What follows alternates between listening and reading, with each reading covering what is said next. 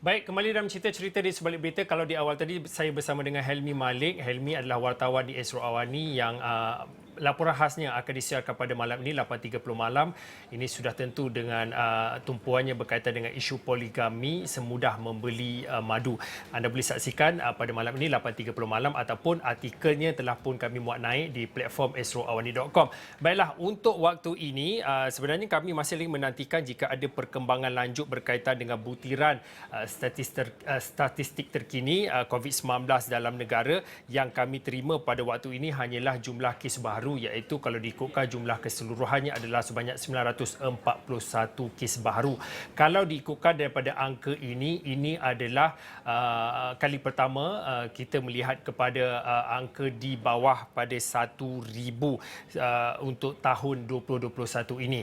Kalau yang anda boleh saksikan pada waktu ini adalah jumlah kes baru 941, pecahan daripada negeri-negeri yang anda boleh saksikan. Selangor masih lagi mencatatkan paling tinggi, iaitu 219 kes baharu, manakala beberapa negeri lain seperti Sarawak pertambahan 192 kes, dan juga Pulau Pinang 164 kes baru, dan juga Johor 171 kes, dan beberapa negeri lain juga turut mencatatkan pertambahan kes kecuali negeri Perlis. Sifar kes untuk hari ini menjadikan jumlah kes baru adalah 941 kes, dan jumlah keseluruhan kes ataupun jumlah kumulatifnya adalah sebanyak 342,885 kes. Kami masih lagi menantikan butiran lanjut dan juga berkaitan dengan kes baru ini. Yang kami terima pada waktu ini hanyalah jumlah kes baru. Sudah tentu kita ingin menantikan jika ada perkembangan berkaitan dengan jumlah kes yang maut ataupun yang meninggal dunia akibat COVID-19, dan juga kita ingin menantikan berapa kluster baru dan juga berapa kluster yang telah pun ditamatkan akibat daripada penularan COVID-19 ini. Baik, untuk waktu ini cerita-cerita di sebalik berita.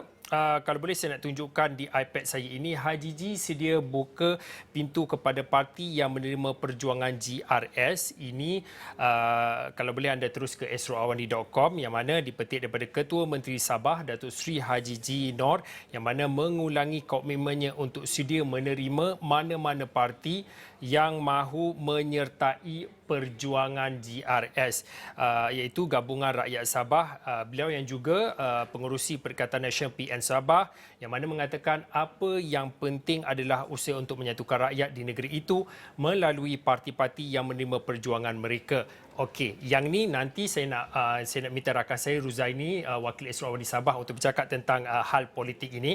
Tetapi kalau diikutkan dalam laporan dan juga liputan berkaitan dengan aktiviti ataupun gerak kerja Ketua Menteri Sabah, kalau diikutkan pada hari ini ada satu majlis pelancaran, iaitu yang dinamakan sebagai SMJ, iaitu Sabah Maju Jaya, diadakan di Sabah International Convention Centre SICC. Kalau diikutkan SMJ ini, iaitu Sabah Maju Jaya, ada tonggak ataupun ada teras utama. Kalau diikutkan daripada S itu sendiri merujuk kepada sektor utama fokus pertumbuhan ekonomi, iaitu pertanian, perindustrian dan pelancongan. M merujuk kepada ataupun mewakili modal insan dan juga kesejahteraan rakyat, dan J mewakili ataupun melihat kepada jaringan infrastruktur dan juga kelestarian hijau. Kalau boleh saya nak bersama dengan Ruzaini. Ruzaini, kau boleh kongsikan dilihat kepada SMJ Sabah Maju Jaya, ini adalah inisiatif di bawah Kerajaan Gabungan Rakyat Sabah. Kau boleh diberikan sedikit perincian berkaitan dengan tiga teras utama di bawah SMJ ini. Ya, terima kasih Fauzi, sahabat saya di Kuala Lumpur. Untuk slot cerita hari ini, kami di Sabah ini, di Kota Kinabalu ini ingin membawakan sedikit perkembangan mengenai Majlis Pelancaran Hala 7 Sabah Maju Jaya, SMJ, di Pusat Konvensyen Antarabangsa Sabah, SICC, Kota Kinabalu, pada sebelah tengah hari tadi. Di mana pelancaran SMJ ini adalah bagi menggariskan panduan dan hala tuju pembangunan ekonomi di negeri ini, di mana umum mengetahui Sabah juga merupakan negeri yang turut terkesan dan terjejas teruk susulan pandemik COVID-19 dan juga pelaksanaan Perintah Kawalan Pergerakan PKP baru-baru ini. Dan sudah tentu rakyat Sabah menanti-nantikan satu hala tuju yang akan diberikan oleh kerajaan negeri yang kini ditadbir oleh Gabungan Rakyat Sabah bagi memulihkan keadaan ekonomi semasa di negeri Sabah ini, Fauzi. Dan sebentar tadi Fauzi juga telah menerangkan beberapa naratif yang telah diberikan oleh Ketua Menteri, iaitu berkenaan huruf utama SMJ berkenaan yang diterjemahkan kepada huruf F. Tiga sektor utama fokus pertumbuhan ekonomi seperti pertanian, perindustrian, pelancongan. Manakala huruf M mewakili modal insan dan kesejahteraan rakyat. Manakala huruf J itu jaringan infrastruktur dan kelestarian hijau. Saya ingin menyentuh sedikit ucapan Datuk Seri Haji Jinor selaku Ketua Menteri Sabah mengenai pembangunan modal insan dan kesejahteraan rakyat Sabah sebagai teras kedua dalam SMJ ini, Fauzi. Dan Haji Ji berkata kerajaan amat memandang serius usaha membangunkan modal insan sebagai aset dalam membina masa depan negara. Dan beliau dalam ucapan perasmiannya turut mengupas inisiatif yang akan dilaksanakan adalah menganjurkan kursus-kursus kemahiran TVET sejajar dengan revolusi industri 4.0 dan juga pembudayaan Internet of Things IoT, dan di mana jalinan usaha sama dengan pihak industri dalam latihan kemahiran perlu dipertingkatkan untuk membina kapasiti dan keboleh pasaran modal insan di negeri ini. Dan saya juga ingin menambah sedikit, ya Fauzi. Dalam ucapan beliau menyentuh pembangunan sektor-sektor ekonomi banyak bergantung kepada tahap jaringan infrastruktur ini. Dan untuk pengetahuan Fauzi dan juga penonton, kami sebentar tadi juga dalam majlis berkenan berkesempatan menemu ramah beliau dalam satu sidang media di Majlis Berkenan. Dan untuk itu, Fauzi, saya juga ingin mengajak Fauzi dan juga penonton di rumah untuk menyaksikan sedikit sedutan hasil temu ramah bersama beliau berhubung pelancaran Hala 7 Sabah Maju Jaya di SITC seperti tadi. Kita saksikan dulu.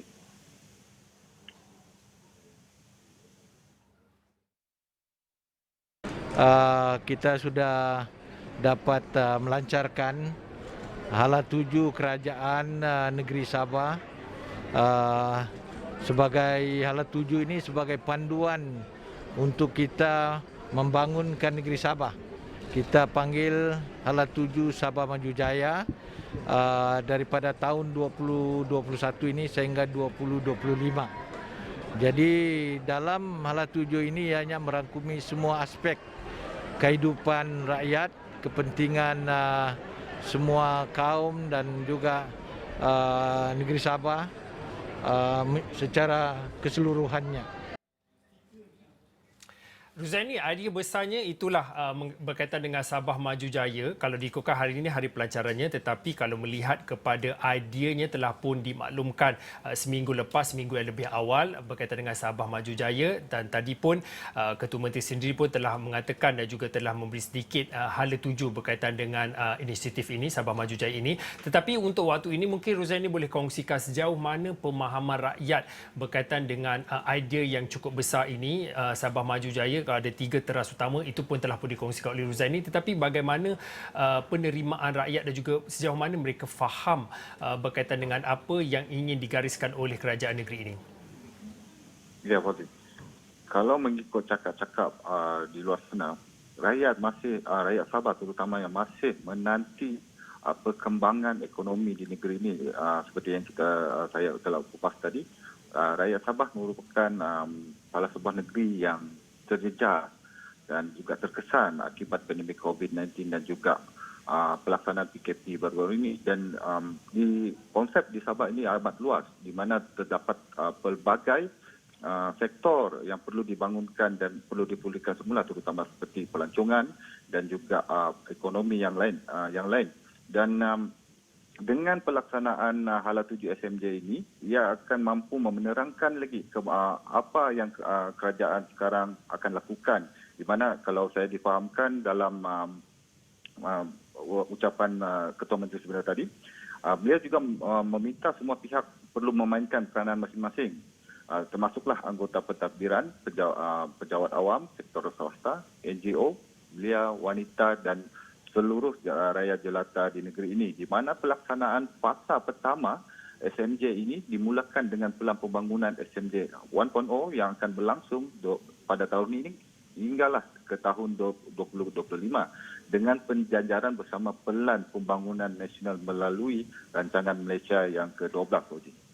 Okey, Alang-alang dah nak tanya Ruzaini ini, tadi saya ada bacakan sedikit berkaitan dengan laporan berita di esrawadi.com. Ini berkaitan dengan Haji G sedia untuk membuka pintu kepada parti yang menerima perjuangan JRS. Kita ada lebih kurang dalam 2 minit yang akhir ini. Mungkin boleh dikongsikan, ini sudah tentu berkaitan dengan susulan daripada kenyataan yang dikeluarkan oleh LDP, iaitu Parti Liberal Demokratik, yang mana memaklumkan kesediaan mereka untuk menyertai PN di Sabah. Kalau boleh dikongsikan sedikit apa yang dikongsikan oleh Ketua Menteri sendiri dalam sidang media itu tadi, Ruzaini. Ya, Fauzi. Dalam sidang media berkenaan juga, Ketua Menteri juga telah menyatakan pendirian beliau untuk menerima mana-mana parti yang mahu menerima perjuangan gabungan rakyat Sabah mahupun Perikatan Nasional di negeri ini, di mana beliau yang juga selaku pengerusi Perikatan Nasional Sabah, apa yang penting menurut beliau adalah usaha menyatukan rakyat di negeri ini melalui parti-parti yang menerima perjuangan JRS dan PN di Sabah, di mana beliau dalam sidang media berkenaan juga akan menimbangkan perkara berkenaan, di mana sebelum ini juga kita sudah maklum Parti Liberal Demokratik LDP yang merupakan salah sebuah parti tempatan telah mendedahkan kesediaan mereka untuk menyertai JRS dan PN di Sabah. Kalau semalam saya boleh recap sedikit, Presiden LDP Datuk Chin Supin dalam satu kenyataan medianya berkata majlis tertinggi parti itu telah bermesyuarat untuk meluluskan usul menyertai PN. Fauzi, dan perkara ini akan menjadi perkembangan menarik dinamika politik di Sabah, di mana begitu banyak parti komponen di kalangan parti tempatan akan bernaung di bawah JRS bagi kesinambungan politik parti tempatan itu sendiri, Fauzi. Okey, terima kasih kepada Ruzani atas perkongsian dua cerita yang dibawakan oleh Ruzani. Yang pertama tadi berkaitan dengan pelancaran Hala 7 SMJ, iaitu Sabah Maju Jaya, yang dilancarkan oleh Ketua Menteri sendiri, Datuk Seri Haji G Makno, yang mana dilaksanakan di Pusat Konvensyen Antarabangsa Sabah SICC, dan dalam sidang media itu turut juga ditanya berkaitan dengan perkembangan semasa politik. Itu juga dikongsikan oleh Ruzani sebentar tadi. Ini sudah tentu berkaitan dengan bagaimana Ketua Menteri sendiri membuka pintu kepada parti lain untuk menerima perjuangan JRS. Baik, saya kira itu saja untuk waktu ini cerita di sebelum berita. Saya Fauzin, kita jumpa lagi.